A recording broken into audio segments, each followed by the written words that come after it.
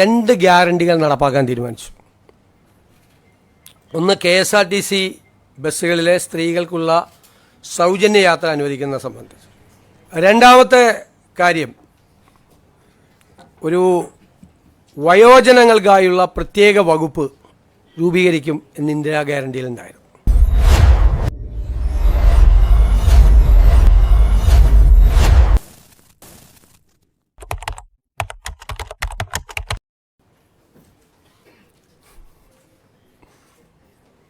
ഇനിയിപ്പോൾ നമുക്ക് സ്ഥിരമായിട്ട് ഇവിടെ കാണേണ്ടി വരും അല്ലേ?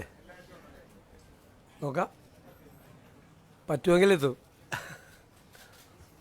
നിങ്ങളോട് പറയല്ലേ പറയണ്ട ആദ്യം. ഞാൻ എപ്പോഴും പറയാറില്ലേ, എന്ത് രഹസ്യം ഉണ്ടെങ്കിലും ആദ്യം നിങ്ങളോടെ പറയുള്ളൂ.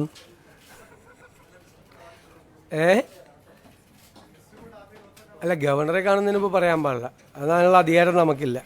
അതുകൊണ്ടാണ്. എന്നിട്ട് ഓടി വന്ന് നിങ്ങളോടാ പറഞ്ഞത്. എന്ത് പാടുപെട്ടാ ഓടി എത്തിയതവിടെ. അപ്പോൾ നമ്മൾ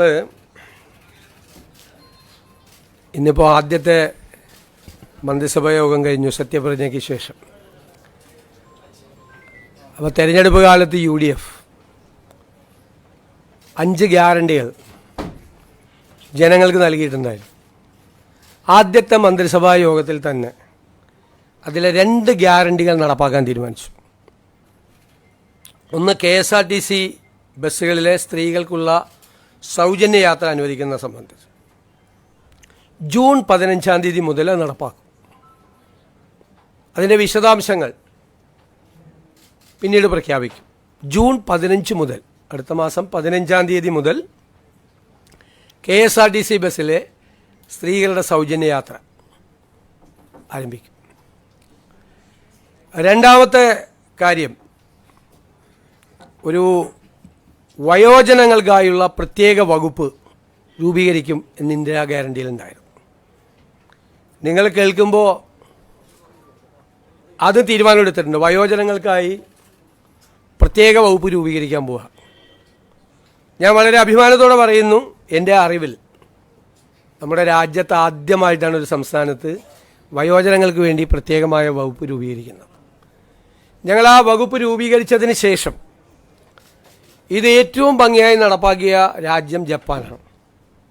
ഏറ്റവും ഭംഗിയായി വയോജനങ്ങളുടെ ഒരു ജീവിതം തന്നെ മാറ്റിമറിച്ച വിപ്ലവകരമായ ഒരു നടപടിയാണ് ജപ്പാനിലെ ഗവൺമെൻറ്റുകൾ സ്വീകരിച്ചത്. നമുക്കിപ്പോൾ എല്ലാം ചെയ്യാനുള്ള പരിമിതികൾ നമുക്കുണ്ട്, എങ്കിലും ആ മോഡൽ കൂടി പരിശോധിക്കും.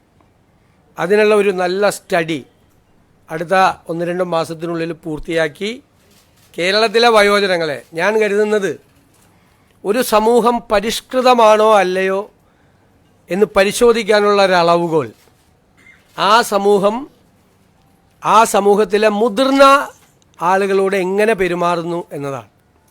ഇപ്പം നമുക്ക് കേരളം സിവിലൈസ്ഡ് സൊസൈറ്റിയാണ്, പരിഷ്കൃത സമൂഹമാണെന്ന് ലോകത്തോട് മുഴുവൻ വിളിച്ചു പറയണമെങ്കിൽ പ്രായമായവരുടെ അല്ലേ, അവരോട് ഏറ്റവും മാന്യമായി, അവരെ കരുതലോടുകൂടി, അവരെ ചേർത്ത് പിടിച്ചുകൊണ്ടുള്ള ഒരു സമീപനവും പദ്ധതികളും കേരളത്തിലുണ്ടാകണം ധാരാളമായി. ഒരു വകുപ്പ് രൂപീകരിച്ച് അവിടെ കുറേ സെക്രട്ടറിയും ഉദ്യോഗസ്ഥരും വയ്ക്കുന്ന അല്ല അതിൻ്റെ ഉദ്ദേശം. വലിയ ലക്ഷ്യങ്ങളാണ് അതിൻ്റെ അകത്തുള്ളത്. സ്വപ്നതുല്യമായ കാര്യങ്ങൾ ഈ വയോജന വകുപ്പ് രൂപീകരിച്ചതിൻ്റെ പുറകിലുണ്ട്. അത് പുറകെ സ്റ്റെപ്പ് ബൈ സ്റ്റെപ്പായിട്ട് നടക്കും. അതിനുള്ള വിശദമായ ഒരു പഠനം തന്നെയാണ് വയോജന വകുപ്പിനെ സംബന്ധിച്ചുള്ള. നമുക്ക് കേരളത്തിന് വലിയ താമസമില്ലാതെ ലോകത്തോട് മുഴുവൻ ഉറക്കെ വിളിച്ചു പറയാൻ പറ്റണം, ഞങ്ങളാണ് സിവിലൈസ് സൊസൈറ്റി, ഞങ്ങളുടെ പ്രായമായവരെ എങ്ങനെയാണ് നോക്കുന്നത് എന്ന് പറയണം. അതാണ്. അപ്പോൾ ആ 2 ഗ്യാരണ്ടി നടപ്പാക്കാനുള്ള തീരുമാനം എടുത്തിട്ടുണ്ട്. ഇനി നമ്മൾ ഈ വാക്കാണല്ലോ പ്രധാനം. വാക്ക് പറയുമ്പോൾ മറന്നുപോലെ ഭയങ്കര എളുപ്പമാണ്. പക്ഷേ വിശ്വാസ്യത എന്ന് പറയുന്നത് ഏറ്റവും പ്രധാനപ്പെട്ടൊരു കാര്യമുണ്ട്. ഞാൻ തന്നെ ആശാ വർക്കർമാരുടെ പന്തലിൽ പോയി സമരം അവസാനിപ്പിക്കുന്നതിന് മുമ്പും സമരം അവസാനിപ്പിച്ച ദിവസം ഒരു വാക്ക് പറഞ്ഞിട്ടുണ്ടായിരുന്നു. ആദ്യത്തെ ക്യാബിനറ്റിൽ നിങ്ങളുടെ സഹായങ്ങൾ പ്രഖ്യാപിച്ചു തുടങ്ങുന്നു. എല്ലാം അവരാവശ്യപ്പെട്ട മുഴുവൻ കാര്യങ്ങളും ചെയ്യണമെന്ന് നമുക്കുണ്ട്. പക്ഷെ നിങ്ങൾക്കറിയാമല്ലോ, നമ്മളൊരു സമ്പദ് വ്യവസ്ഥയെക്കുറിച്ചുള്ള ഒരു പഠനങ്ങളൊക്കെ നടക്കുന്നേ ഉള്ളൂ. എങ്കിലും ആദ്യഘട്ടത്തിലായി അവർക്ക് 3000 രൂപയുടെ വർധനവ് പ്രഖ്യാപിക്കുകയാണ്. ആദ്യത്തെ ക്യാബിനറ്റ് യോഗം തീരുമാനിച്ചു. റിട്ടയർമെൻറ്റ് ബെനഫിറ്റിനെ സംബന്ധിച്ചിട്ടുള്ള യോഗം അടുത്ത ഒരു മാസത്തിനുള്ളിൽ തന്നെ അതുകൂടി തീരുമാനിച്ചു പ്രഖ്യാപിക്കും. കാരണം അതിൻ്റെ കുറച്ച് ഫിനാൻഷ്യൽ ലയബിലിറ്റിയും മറ്റ് കാര്യങ്ങളെക്കുറിച്ചുള്ള റിപ്പോർട്ടുകൾ വളരെ പെട്ടെന്നല്ലേ, നമ്മളിപ്പോൾ ചാർജ് എടുത്താലേ നമുക്കിതൊക്കെ ചോദിക്കാൻ പറ്റുള്ളൂ. അതൊക്കെ വരാനുള്ള ചില കാലതാമസങ്ങൾ കൊണ്ട് മാത്രമാണ്. അപ്പോൾ അവരോട് പറഞ്ഞ വാക്കുകൾ തീർച്ചയായിട്ടും പാലിക്കും. ആദ്യഘട്ടത്തിലാണ് 3000 രൂപ വർദ്ധിപ്പിക്കുന്നത്. റിട്ടയർമെൻറ്റ് ബെനിഫിറ്റിൻ്റെ കാര്യം ഒരുപാട് തീരുമാനിപ്പിക്കും. കുറച്ചുകൂടി കഴിയുമ്പോൾ അടുത്തൊരു ഘട്ടവും കൂടി പ്രഖ്യാപിക്കും. ഇപ്പോൾ നമുക്ക് ഉള്ളത് 9,000 രൂപയാണ് ഇപ്പോൾ ഉള്ളത്. അത് 12,000 രൂപയാവും ഇപ്പോൾ. പിന്നെ അംഗൻവാടി ജീവനക്കാരുടെ വർക്കർമാർ, ഹെൽപ്പർമാർ, അവരുടെ പ്രശ്നങ്ങൾ നമുക്കറിയാം. ഞാൻ തന്നെ നിയമസഭയിൽ അവതരിപ്പിച്ചിട്ടുണ്ട്, ഞങ്ങൾ തന്നെ നിയമസഭയിൽ അവതരിപ്പിച്ചിട്ടുണ്ട്. അവരുടെ കാര്യം മറന്നുപോയിട്ടില്ല എന്നവരെ ഓർപ്പിക്കാൻ കൂടി വലിയ തുകയൊന്നുമല്ല, 1,000 രൂപ അവരുടെ വരുമാനത്തിൽ വർദ്ധിപ്പിക്കാൻ. വലിയ തുകയൊന്നുമല്ലത്. അവർക്ക് 14,500 രൂപയും 15,000 രൂപയുടെ നിലവിൽ കിട്ടുന്നത്. അതിനോട് 1,000 രൂപ കൂടി. സാമ്പത്തിക സ്ഥിതി കുറച്ചുകൂടി മെച്ചപ്പെടുമ്പോൾ അവരുടെ കാര്യം മറന്നുപോയില്ല, നിങ്ങളുടെ കാര്യവും ഞങ്ങളുടെ ഓർമ്മയിലുണ്ട് എന്നാ പാവങ്ങളോടുള്ള ഒരു മെസ്സേജാണിത്. 1000 രൂപ കൂട്ടിയത് നിങ്ങൾ ഞങ്ങളുടെ മനസ്സിലുണ്ട് എന്നുള്ളൊരു സന്ദേശം അതാണ്. പിന്നെ സംസ്ഥാനത്തെ പാചക തൊഴിലാളികളുടെ വേതനം വളരെ മോശമാണ്. അവർക്കും അതുപോലെ തന്നെ ഒരു 1000 രൂപ നമ്മൾ വർദ്ധിപ്പിച്ചിട്ടുണ്ട്. സംസ്ഥാനത്ത് ജോലി ചെയ്തു വരുന്ന പ്രീ പ്രൈമറി ടീച്ചർമാരുടെയും ആയമാരുടെയും ഓണറേറിയം അതും ഒരു 1000 രൂപ കൂട്ടിയിട്ടുണ്ട്. ഇതെല്ലാം നമ്മളതിൻ്റെ സാമ്പത്തിക ബാധ്യതകളെല്ലാം പരിശോധിച്ചതിന് ശേഷമാണ് ഇതെല്ലാം ചെയ്തത്. അതുകൊണ്ടാണ്, ഇല്ലെങ്കിൽ 2,000 രൂപയും 3,000 രൂപയൊക്കെ കൊടുക്കണമെന്ന് ആഗ്രഹം ഉണ്ടായിരുന്നു. 1000 രൂപ ആക്കിയത് അതാണ്. പക്ഷേ നമ്മളൊരു ടാർഗറ്റ് ചെയ്തിട്ടുണ്ട്. ഞാൻ പറയാം പിന്നീട് സാമ്പത്തിക സ്ഥിതി എങ്ങനെയാണ് മെച്ചപ്പെടുത്താൻ പോകുന്നതെന്നൊക്കെ. അതിപ്പോൾ ഇന്നെല്ലാം കൂടി പറയണ്ടല്ലോ. ഒരു പ്ലാൻ ഉണ്ട് നമുക്ക്. ആ പ്ലാൻ നമ്മൾ ഇംപ്ലിമെൻ്റ് ചെയ്ത് കഴിയുമ്പോൾ ഉണ്ടാകുന്നൊരു വ്യത്യാസം വരും. അതിനൊരു ടൈം ഫ്രെയിമും ഉണ്ട് നമുക്ക്. അതെല്ലാം അടുത്ത ദിവസങ്ങളിൽ അതിൻ്റെ പൂർണ്ണമായ തീരുമാനം നമ്മൾ വരും കേട്ടോ. ഇതാണ് ചെയ്തിരിക്കുന്നത്. പിന്നെ നമ്മുടെ നിയമസഭാ സമ്മേളനം മെയ് 21-ന് MLA-മാരുടെ സത്യപ്രതിജ്ഞ നടത്താനും 22-ന് സ്പീക്കറെ തിരഞ്ഞെടുക്കുന്നതിനുമായി നിയമസഭയുടെ ഒരു പ്രത്യേക സമ്മേളനം വിളിച്ചു ചേർക്കാൻ ബഹുമാനപ്പെട്ട ഗവർണറോട് ഞങ്ങൾ ശുപാർശ ചെയ്തിട്ടുണ്ട്. അങ്ങനെയാണെങ്കിൽ അതിൻ്റെ അംഗീകാരം കിട്ടുന്നതനുസരിച്ച് മെയ് 29-ന് ഗവർണറുടെ നയപ്രഖ്യാപന പ്രസംഗം കൂടി ഉണ്ടാവും. നമ്മുടെ സഭയിലെ ഏറ്റവും സീനിയറായ അമ്പലപ്പുഴ MLA കൂടിയായ മുൻ മന്ത്രി ശ്രീ G. സുധാകരനെ പ്രോടൈം സ്പീക്കറായി നിയമിക്കുന്നതിന് നമ്മൾ തീരുമാനമെടുത്തിട്ടുണ്ട്. G. സുധാകരനാണ് പ്രോടൈം സ്പീക്കർ.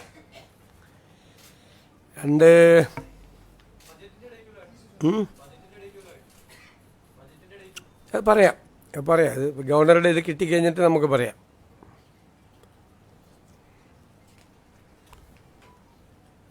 പിന്നെ നിലവിലെ advocate general Shri K. Gopalakrishna Kurup രാജിവെച്ചിട്ടുണ്ട്. അദ്ദേഹത്തിൻ്റെ രാജി സ്വീകരിച്ചു.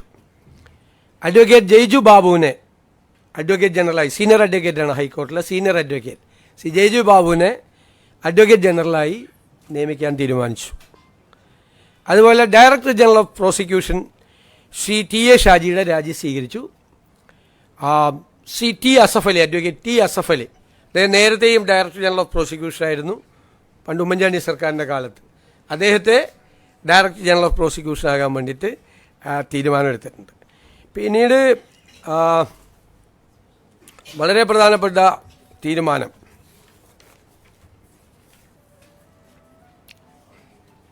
നമ്മൾ ombudsman, state election commissioner, PSC members, information commissioner തുടങ്ങിയ കാര്യങ്ങളിൽ തീരുമാനമായിട്ടില്ല.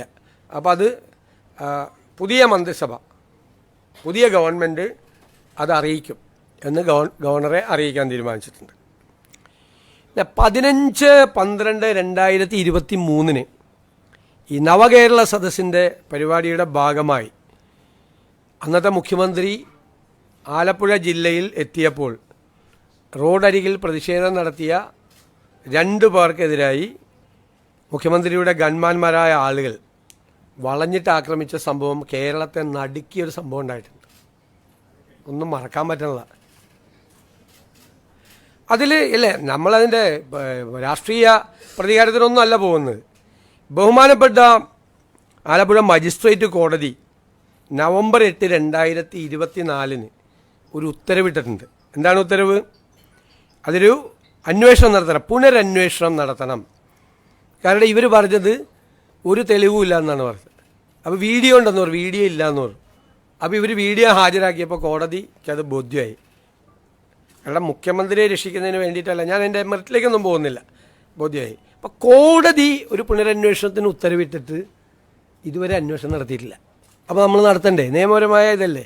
അതുകൊണ്ട് അതിനൊരു സ്പെഷ്യൽ ഇൻവെസ്റ്റിഗേഷൻ ടീം ആ കേസ് അന്വേഷിക്കും.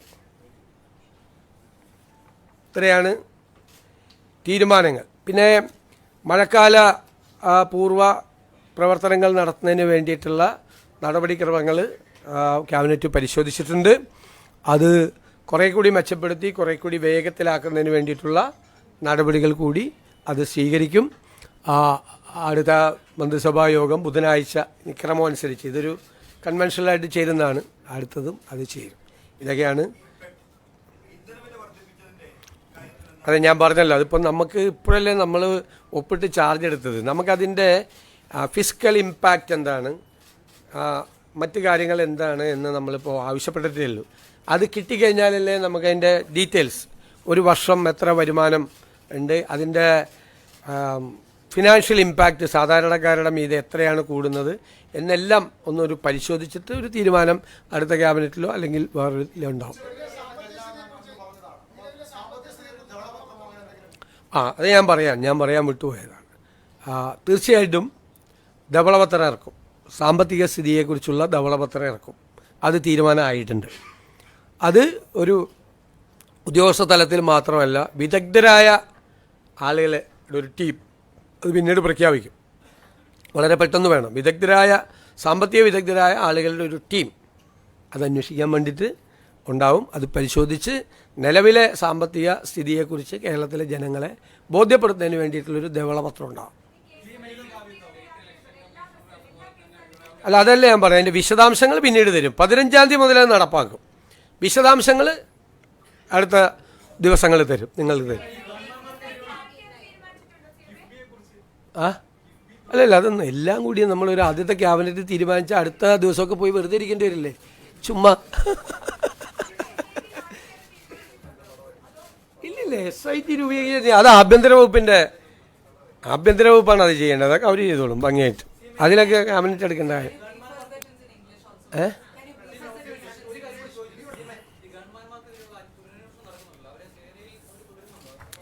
ഒക്കെ വരട്ടെ, അത് ആഭ്യന്തര വകുപ്പ് പരിശോധിക്കാറില്ല, വേറെ വകുപ്പിൽ കയറി ഇടപെടാൻ പാടില്ല. ഇല്ലില്ല, അതൊക്കെ പറയാം. നമ്മളൊന്ന് ഒപ്പിട്ട് വന്നല്ലേ ഉള്ളു. ഒന്ന് ഒരു അത്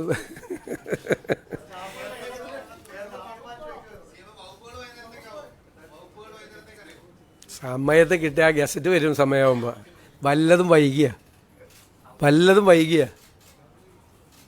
റെക്കോർഡ് അല്ലേ, റെക്കോർഡ് സ്പീഡിലാണ് കാര്യങ്ങൾ പോണത്. ഞാൻ പറഞ്ഞല്ലോ, അത് ജൂൺ 15-ാം തീയതി മുതൽ നടപ്പാക്കും. അതിൻ്റെ ഡീറ്റെയിൽസ് വിൽ ബി ഇൻഫോംഡ് എന്ന് പറഞ്ഞല്ലോ. ഇല്ല, ഞാൻ പറഞ്ഞു ഇത്രയും തീരുമാനമൊന്നും എടുത്തിട്ടില്ല, അത്രേ പറ്റിയുള്ളൂ. വരട്ടെ, എന്ത് കാര്യമുണ്ടെങ്കിലും ഞാൻ വേറെ ആരെടുത്തും പറയുന്നതിന് മുമ്പ് നിങ്ങളോട് പറയുള്ളൂ.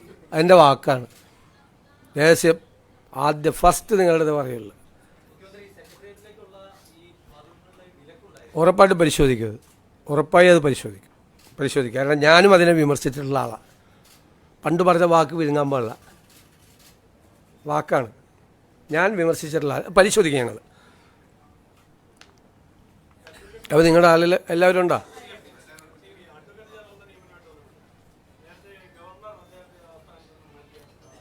ആരെ, ഏത് സ്ഥാനത്ത് നിന്ന്? അതിനെന്തിനാ എല്ലാവരും ജീവിതകാലം മുഴുവൻ കേരളത്തിൽ വരുന്ന എല്ലാ ഗവർണർമാർക്കും ഒരാളെ അഡ്വൈസറായിട്ട് വയ്ക്കാൻ പറ്റുമോ? അതെന്താ കാര്യം?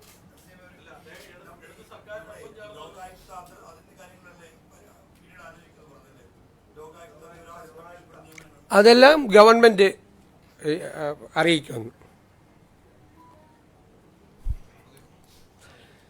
The first cabinet meeting decided to implement 2 Indira guarantees offered by the UDF. First of all, the free journey of women in the KSRTC buses. It will be implemented from June 15th onwards, 15th June onwards. The details will be informed later. Second, we are going to constitute a new department for the old age people. I think this will be the first one in India. We have many dreams about the old age people. The reason is that aging is a big problem in Kerala also. And how you are measuring whether it is a civilized society or not. We think that how the society is respecting the old age people, that is the measurement yard for checking that society is civilized or not. Our dream is that a day will come, Kerala will declare to the entire world that we are a civilized society, we are looking after our old age people decently. And third, we have offered, when the ASHA workers were on the street, in front of the secretariat, they have started long-term agitation. Myself went there and many UDF leaders went there. Then we offered that we will make actions to cure your problems. And the first cabinet will take a decision in favor of you. So, we kept our word.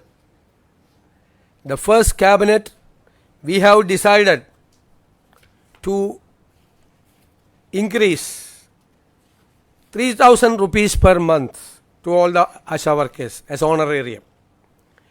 Then for the Anganwadi workers, helpers, we increase 1,000 rupees per month. For the cooking staff in the schools, we are giving them 1,000 rupees per month more. And for the pre-primary teachers and ayahs, their honorarium is also increased by 1,000 rupees. And we have decided our pro tem speaker, Mr. G. Sudhakaran, senior MLA, will be the pro tem speaker. We have recommended to the Honorable Governor to convene the assembly for the swearing in of the MLAs and for the selection of the speaker. Then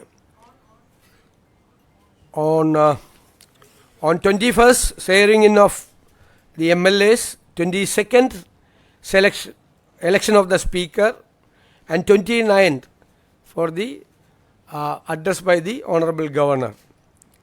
And we have appointed Senior Advocate Mr. Jaju Babu as Advocate General and another Senior Fellow Advocate T. Asaf Ali as the Director General of Prosecution. These are the items.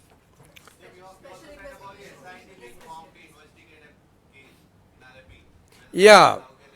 When the former Chief Minister was conducting a program, there was a protest in Alleppey and there was a case.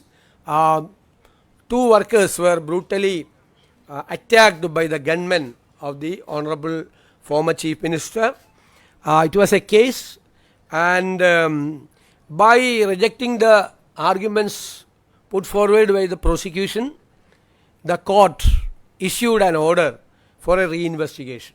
Unfortunately, for the last 1.5 years, the government has not so far issued an order for reinvestigation. So the first cabinet decided to constitute a special investigation team for the reinvestigation ordered by the Honorable Court. Okay? But do you think that it might sound like a politics of vendetta? That is why I told you that on November 8th, 2024, the Alappuzha District Court issued an order for a reinvestigation. Not so far. The government has not issued an order for investigation. This is, we are implementing the court order. How it will, it can be interpreted as a political vendetta? No. But we don't forget anything. സത്യപ്രതിജ്ഞ ചടങ്ങിൽ സാധാരണ ഈ ഉള്ള protocol കീഴ്വഴക്കം മാറ്റിവെച്ചുകൊണ്ട് പുതിയ രീതിയിലേക്ക് പോകുന്നത് എന്തുകൊണ്ടാണ്? Precedence ഒക്കെ മാറ്റപ്പെടാനുള്ളതല്ലേ. പ്രീസിഡൻസ് എന്ന് വെച്ച് കഴിഞ്ഞാൽ ഒരു 100 കൊല്ലം കഴിഞ്ഞാൽ ഇത് 150 കൊല്ലം മുമ്പുള്ള പ്രീസിഡൻസ് എന്ന് പറഞ്ഞിട്ട് കാര്യമുണ്ട്. ഇത് നിങ്ങൾ കണ്ടില്ലേ? ഈ സത്യപ്രതിജ്ഞ നിങ്ങൾ കണ്ടില്ലേ?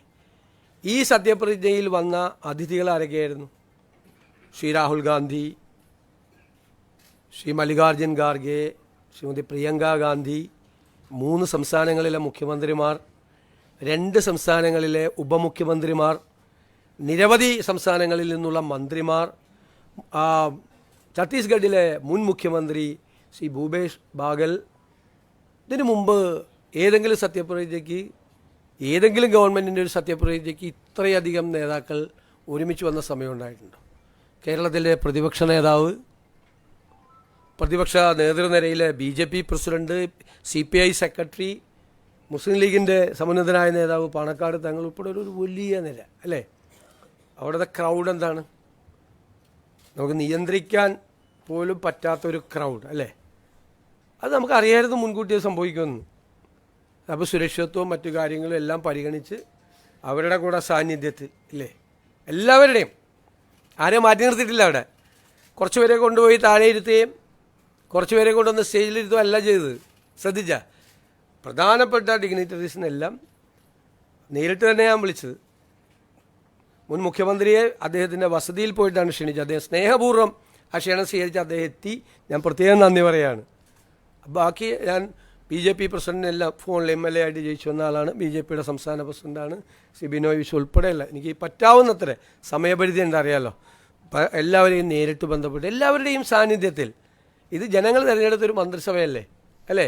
അത് സത്യപ്രതിജ്ഞ ചെയ്യുമ്പോൾ എല്ലാവരുടെയും സാന്നിധ്യത്തിൽ ചെയ്യണം. അത് കേരളം പുതിയ ചില സന്ദേശങ്ങൾ ഞാൻ പറഞ്ഞല്ലോ, നമ്മൾ വരുമ്പോൾ ചില സന്ദേശങ്ങൾ കൊടുക്കുമെന്ന് പറഞ്ഞു. അതാണ്. അപ്പോൾ എൻ്റെ ഒറ്റ മറുപടിയല്ല, എപ്പോഴും പ്രീസിഡൻസ് എന്ന് പറയരുത്. ഒരുപാട് പ്രീസിഡൻസ് ഇനി മാറ്റപ്പെടും. ഇതൊരു വേറൊരു ജനകീയമായ സത്യപ്രതിജ്ഞ ചടങ്ങാണ്. ഞാനല്ലാതെ പറയേണ്ടത്, നിങ്ങളാണത് വിലയിരുത്തി വാർത്ത കൊടുക്കേണ്ടത്. എങ്ങനെയായിരുന്നു സത്യപ്രതിജ്ഞ? ഇങ്ങനെ ഒരു സത്യപ്രതിജ്ഞ നിങ്ങൾ കണ്ടിട്ടുണ്ടോ?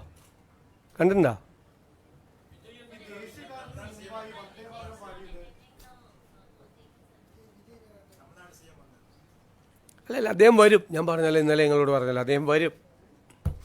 ഇപ്പം ശരിയാപ്പാ, ഇതെല്ലാം എന്തോരം പറഞ്ഞ്